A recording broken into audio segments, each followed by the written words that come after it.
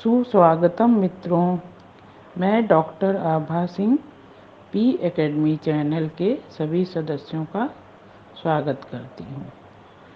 पूर्व वीडियो में अथर्ववेदीय उपनिषदों के विवेचन में मैंने तीन प्रमुख अथर्ववेदीय उपनिषदों के विषय में आपको बताया था, जिनमें से 2 अथर्ववेदीय उपनिषदों का विवेचन मैं कर चुकी हूँ, जो प्रश्नोपनिषद और मुंडकोपनिषद रहे। आज मैं अथर्ववेदीय मांडुक्योपनिषद के प्रतिपाद्य विषय का संक्षिप्त स्वरूप प्रस्तुत करूँगी आपके समक्ष।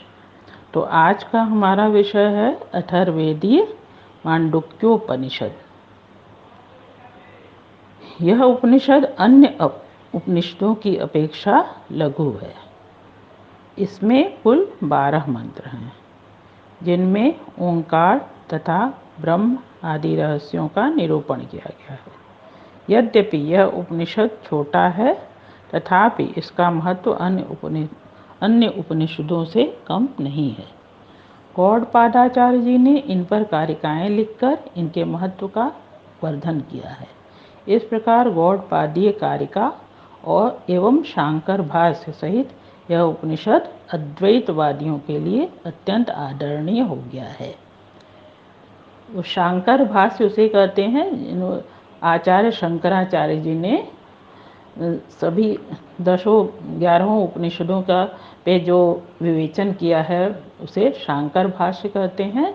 और गौड़पादाचार्य जी ने मांडुक्योपनिषद पे कारिकाएं लिखी हैं, उन्हें गौड़पादीय कारिका कहते हैं। तो गौड़पादीय कारिका ग्रंथ में कुल 4 प्रकरण हैं और 215 कारिकाएं हैं। पहला प्रकरण है आगम प्रकरण। इसमें वस्तु निर्देश के द्वारा जीव तथा ब्रह्म की एकता तथा जगत प्रपंच का कारण माया की पुष्टि की गई है। दूसरा है वैतथ्य प्रकरण। इसमें द्वैत भाव का प्रतिपादन किया गया है। आगम प्रकरण को और अधिक स्पष्ट और पुष्ट करने के लिए वैतथ्य प्रकरण की रचना हुई। तीसरा है अद्वैत प्रकरण। इसमें शास्त्रीय प्रमाणों द्वारा अद्वैत मत को सिद्ध किया गया है। चौथा है अलात शांति प्रकरण। आत्म तत्व का यथार्थ ज्ञान हो जाने पर मानव शांति प्राप्त कर लेता है, जिसे ब्रह्माकार वृत्ति कहते हैं। इनकी कारिकाओं की रचना सरल और मम स्पर्शी है। ऐसा कहा जाता है कि अद्वैत ज्ञान के लिए एकमात्र इस कारिका ग्रंथ का अनुशीलन ही पर्याप्त हो सकता है। इसमें अद्वैतवाद मत की स्थापना का और दूसरे के मतों के खंडन का तर्कसंगत व्याख्या की गई है। समस्त वादों का खंडन करके गौड़पादाचार्य ने अद्वैत अखंड परमार्थ तत्व की व्याख्या की। यह परमार्थ तत्व अत्यंत दुर्बोध है। अति दुर्दर्श परमार्थ तत्व की प्रार्थना इन्होंने कुछ इस प्रकार की है।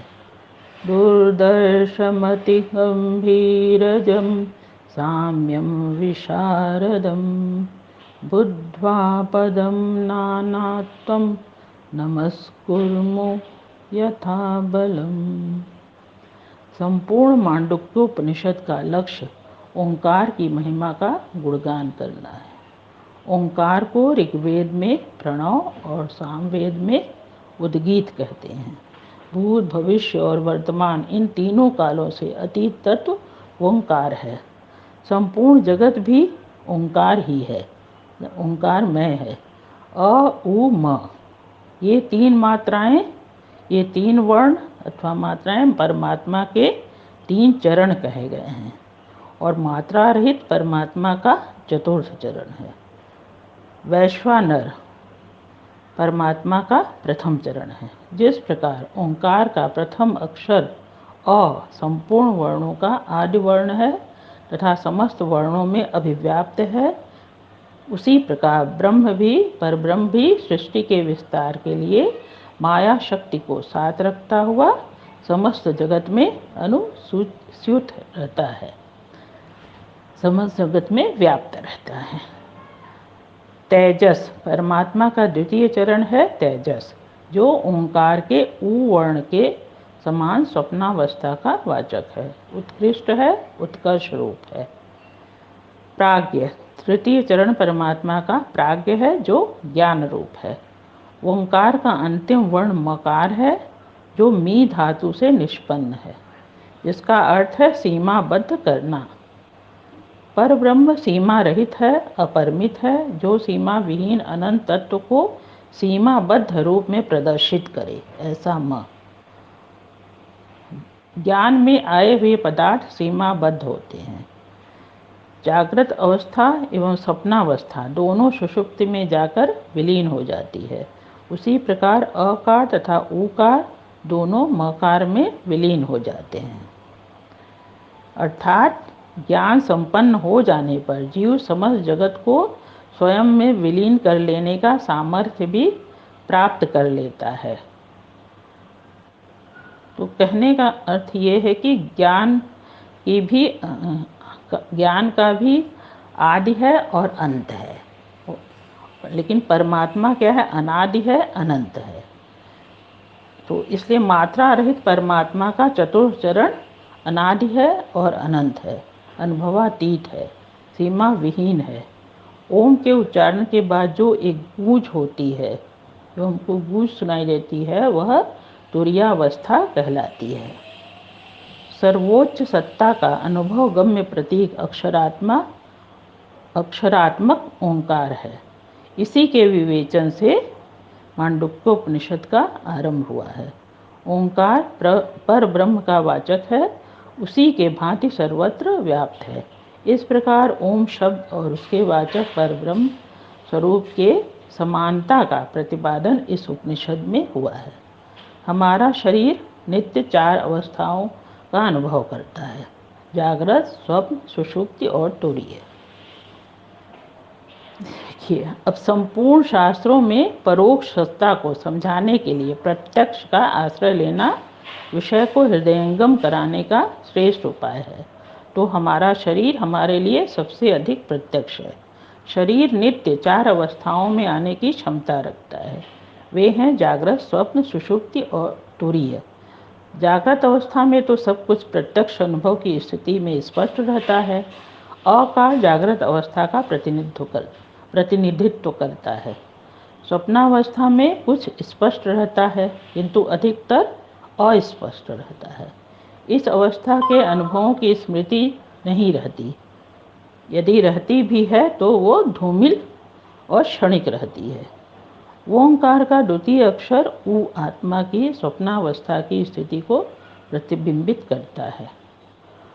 ओम के उच्चारण में भी ऊकार की श्रुति स्पष्ट नहीं रहती है। ओंकार स्थित उकार का आत्मा की स्वप्नावस्था से इस प्रकार साम्य हो जाता है। ओम में म का सुषुप्तावस्था का द्योतक है। आत्मा की तीसरी अवस्था है ये सुषुप्ति, जहाँ पर आत्मा का जागृत अवस्था से कोई संपर्क नहीं रह जाता। सुषुप्ति तक का अनुभव तो प्राणियों को होता है, परंतु चौथी अवस्था अनुभवातीत है, जिसे तुरीयावस्था कहते हैं। यह यौगिक है। मंत्र शास्त्र में इसे नाद कहा गया है। तीनों अक्षरों के उपरांत एक गूंज होती है, जिसका स्वरूप प्रकट नहीं होता। वही परब्रह्म का वाचक वास्तविक तत्व है। इस प्रकार ओंकार की उपासना समस्त अशांति और अज्ञान से छुटकारा दिलाकर अंतिम लक्ष्य तक पहुंचा देती है। इस उपनिषद में ओंकार को ही सब कुछ कहा गया है। यह परब्रह्म का वाचक होने के कारण परब्रह्म से अभिन्न है। परब्रह्म के समान ही ओंकार भी सर्वत्र व्याप्त है। ओम तथा जीव वाचक अहम। अब ओम और अहम की समानता के विषय में बताया गया है। हाँ, ओम और जीववाचक अहम के साथ साम्यता भी मांडुक्योपनिषद में दर्शाया गया है। अहम का हकार मूलतः विसर्ग है। व्याकरण की दृष्टि से विवेचना करने पर निष्कर्ष निकलता है कि अहम और ओम मूलतः एक ही हैं। वस्तुतः परम तत्व ब्रह्म अहम के आधार पर ही समझा जा सकता है। अपना सम्यक ज्ञान होने पर ब्रह्म भी अनायास ही समझ में आ जाता है। इसी के आधार पर उपनिषद का महावाक्य है अहम ब्रह्मास्मि।